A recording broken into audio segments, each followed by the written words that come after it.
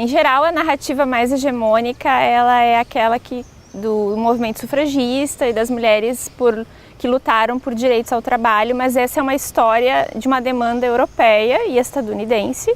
O movimento sufragista ocorreu em meados do século XIX e no início do século XX, na Inglaterra e nos Estados Unidos.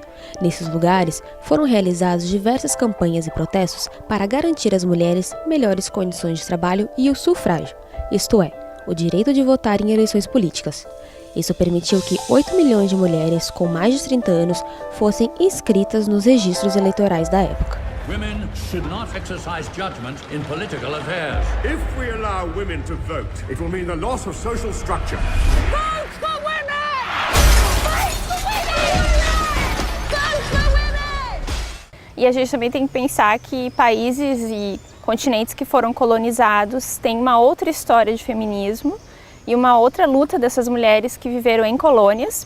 Em 1791, na França, Olympe de Gouges propôs a Declaração dos Direitos da Mulher e da Cidadã, para se contrapor à Declaração dos Direitos do Homem e do Cidadão de 1789.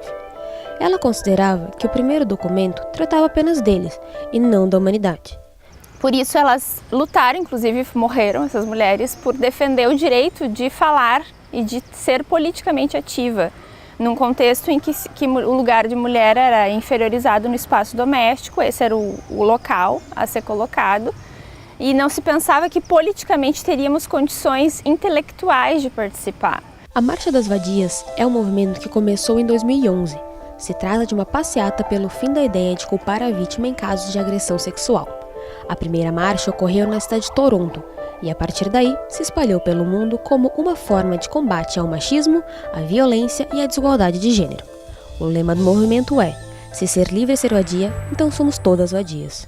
Ela surgiu porque em janeiro de 2011, em Montreal, uma mulher foi fazer queixa na delegacia que ela foi assediada, né?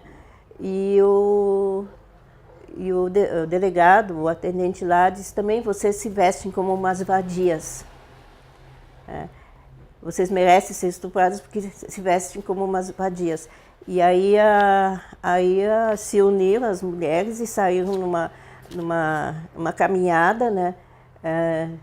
Se vestindo, se pintando para protestar. No dia 8 de março é comemorado o Dia Internacional de Luta das Mulheres. A data foi oficializada pela Organização das Nações Unidas em 1975. Hoje, a data é usada para reivindicações de direitos e protestos ao redor do mundo. O 8 de março ele é uma data comemorativa de uma história de mulheres trabalhadoras que lutaram por vários anos entre século XIX e XX na Europa e nos Estados Unidos para melhorar as condições de trabalho das mulheres. O primeiro que me veio à mente foi a questão do voto feminino, né? Tanto o direito das mulheres votarem quanto de se candidatarem a algum cargo público do Estado. Também pensei referente à educação feminina, a educação às mulheres, né, no caso. Assim como o divórcio, também são conquistas feministas. Políticas públicas que existem, inclusive, com recortes específicos de gênero e a própria ideia em outras políticas públicas que não são direcionadas às mulheres, mas que têm um enfoque de gênero de pensar essas diferenças como políticas de emprego, de tentar também visibilizar que o acesso ao emprego tem esses diferenciais de gênero, raça e sexualidade. E atualmente, acho que um debate que está bem contemporâneo é a questão da legalização do aborto, que a gente percebe na Argentina, recentemente teve um grande movimento de mulheres pró essa ideia, né? Tem lugares que têm mais direitos explicitamente voltados às mulheres do que o Brasil, e em alguns casos o Brasil é muito mais avançado do que outros. Winning is every girl's dream, but it's my destiny and my dream.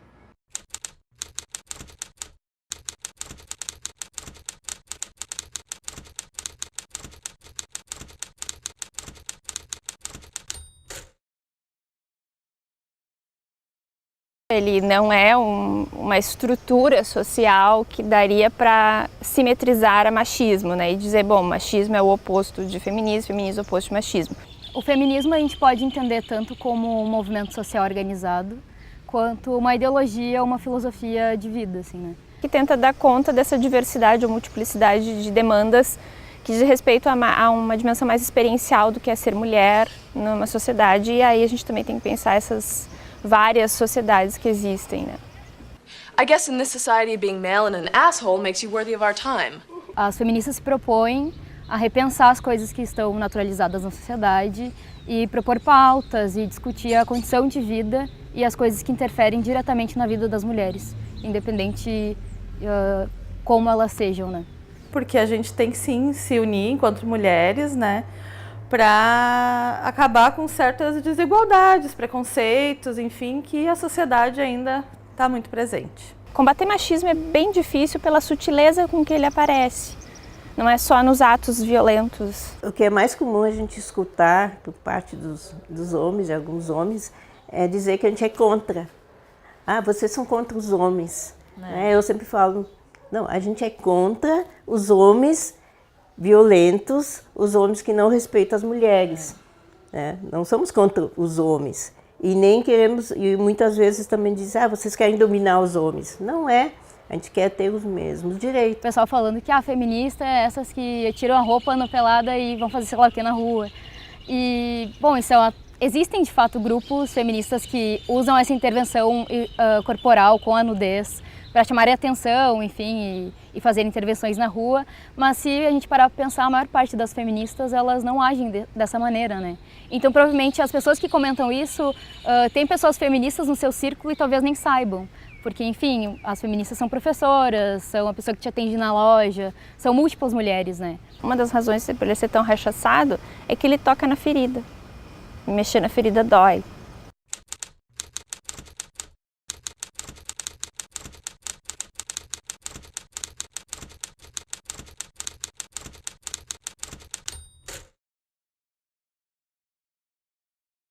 O feminicídio é uma lei, é a Lei 13.104 de 2015, que ela veio para tipificar o homicídio.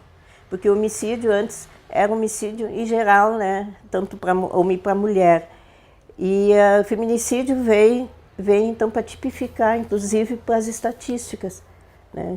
Quando é morte simplesmente por ser mulher. De acordo com a Organização Mundial da Saúde, o número de assassinato de mulheres no Brasil é de 4,8 para cada 100 mil. O mapa da violência de 2015 mostra que, de 1980 a 2013, 106.093 pessoas morreram pela condição de ser mulher. Entre 2003 e 2013, o registro de mortes aumentou em 54%. Além disso, 50% dos casos são de assassinatos cometidos pelos próprios familiares e 33% por parceiros ou ex-parceiros. Então, o feminicídio, a gente está falando desses tipos de motivações de assassinato, que pode ser por relação conjugal e amorosa ou por outras motivações, como ocupação de espaço público. De janeiro a julho de 2018, foram registrados no Brasil 27 feminicídios, 51 homicídios, 547 tentativas de feminicídios e 118 tentativas de homicídios. Isso segundo o balanço do Ligue 180, divulgado pelo Ministério dos Direitos Humanos. Já os relatos de violência chegaram a 79.661 casos neste período. Dentre esses, a violência física somou 37.396 casos, a psicológica 26.527, a sexual 6.471, a moral 3.710 e a patrimonial 1.580.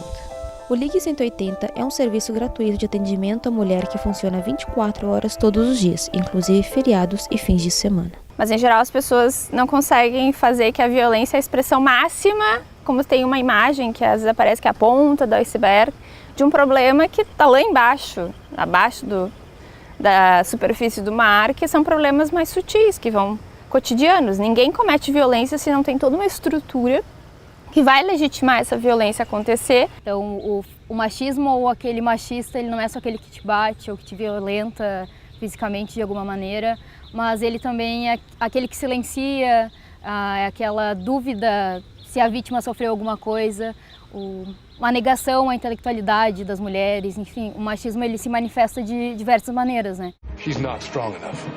Why? Because she's just a girl? That's exactly what we were counting on.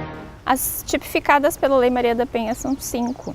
Então, física, patrimonial, sexual, a moral e a psicológica. Mas a mais conhecida é a violência física. Violência física é quando chega ao extremo. Patrimonial é uma infinidade de situações que envolve a destruição dos objetos. É a roupa, são os documentos, se rasgar, se destruir a casa e quebrar uma parede ou quebrar os móveis. Isso é em função de uma situação conjugal, isso é violência patrimonial. Violência sexual, obrigar a mulher a ter relações, obrigar ela a abortar, por exemplo, obrigar ela não a tomar a pílula anticoncepcional, querer que tenha um filho que a mulher muitas vezes não quer, é uma forma de violência, né? Ela aparece popularmente com o estupro na rua, ou a violência contra a criança e adolescente, e a violência sexual de meninas, né, jovens, menores de idade.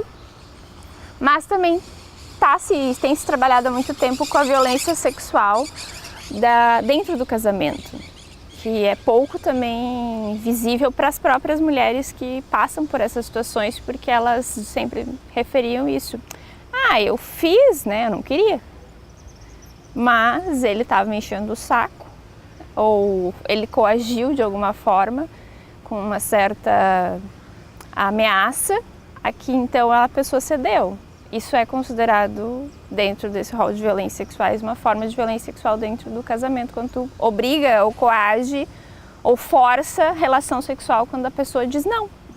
Porque hoje a ideia da violência sexual está marcada entre consensualidade e não consensualidade. Tem a questão da difamação, que é a violência da calúnia, né, como a gente chama, querer difamar perante a sociedade, que a mulher, tu não vale nada, aquela ali não presta, isso é uma forma de violência também. Né? A difamação vai aparecer, por exemplo, na pornografia de revanche, que é muito comum, disseminação desses vídeos e imagens para desqualificar, tanto que teve casos de meninas que se suicidaram depois que o namorado, o companheiro, divulgou vídeos de sexo. A violência psicológica, por exemplo, né? Então é a questão até de xingamento. Também aparece com o nome de relacionamento abusivo, é mais difícil de se enxergar, porque às vezes eu já ouvi quando atendia mulheres em situações de violência, tipo, mas ele não me bate. Ok, ele não bate, mas ele desqualifica, proíbe a pessoa de ver amigos, ou de sair para trabalhar. Se tem constantes xingamentos ou desqualificações de atitudes cotidianas, tipo, a tua comida é horrível, tu é uma péssima esposa. Vai aparecer também desqualificar o corpo, ou ao invés de elogiar, né, dizer que tá feia, que é gorda, que não serve para nada.